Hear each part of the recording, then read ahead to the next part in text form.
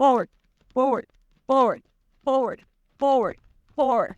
So a lot of times when, I hear people say, when they're teaching people how to post, you want to say up, down, 1, 2, 1, 2. And I definitely recommend that you say that out loud.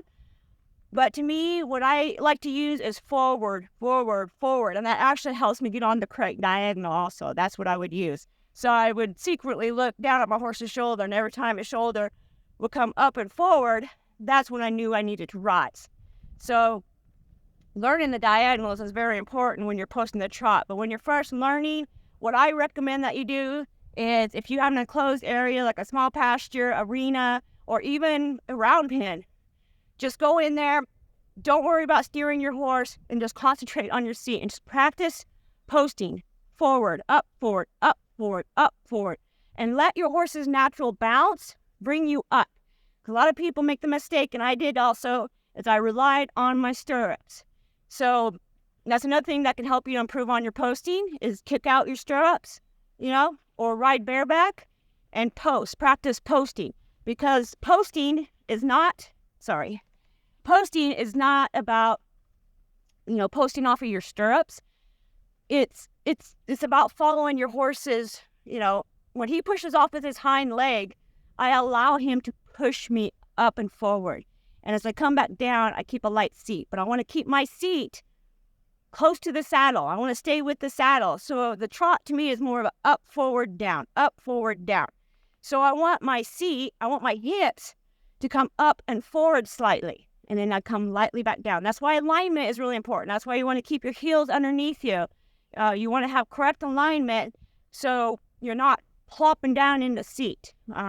And if you are plopping down in the seat, that's one of the first things you want to check is your alignment. Is your stirrups forward? Is your stirrups too far back?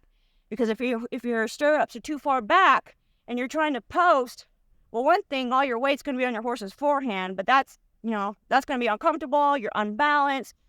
If your stirrups are too forward, your legs are too forward, which my saddle actually won't allow that, is what happens is it takes more effort to come up, to rise, and then you end up plopping down.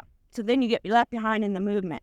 So being able to post the trot comes from your horse's natural bounce. If you're putting too much effort into it, if it feels like it's forced, it's because it is.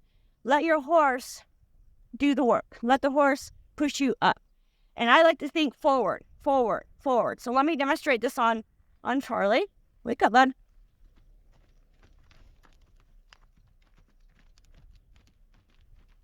Forward, forward, forward, forward. Go on. Forward, forward, forward, forward. So you see my hips are swinging forward, forward, forward, forward.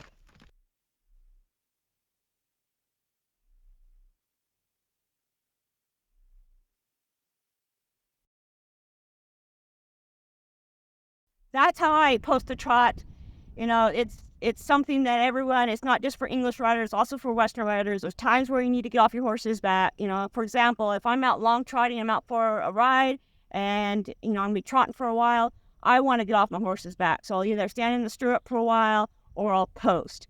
So that's just one example of why I would post. Honestly, if I had a choice, I'd rather sit the trot, but there's times where you need to get off your horse's back, and it makes it more comfortable for the horse specifically, but even makes it comfortable for the rider if you're doing it correctly. So that's how I post a trot. I really hope that helped. And until next time, Charlie and I thank you for watching. Bye-bye.